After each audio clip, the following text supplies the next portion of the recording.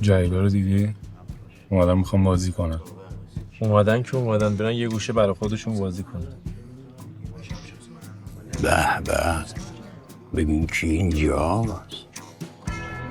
گلگیر گلای پژمرده دلمرده افسرده، گل درشت کوچیکا گل کوچیک درشتا، گلگیر گوگولی احمد خان تیموری. گوگولی اومدی گل بازی یا زبون بازی؟ بازی با شما کی جرأتشو داره؟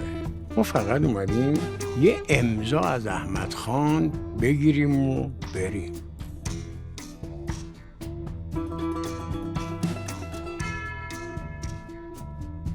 میخوای یه دست بزنیم کلشون بخوابه؟ بی خیال، اینا مال این حرفا نیستن. نترس، میخوای بگم بچه ها با یه دستشون بیا که یه وقت شب و راست نزنی.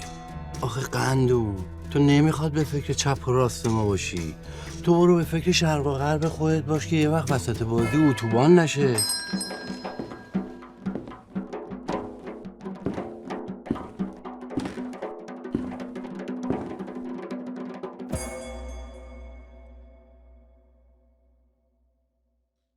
حالا وقت شاه گله.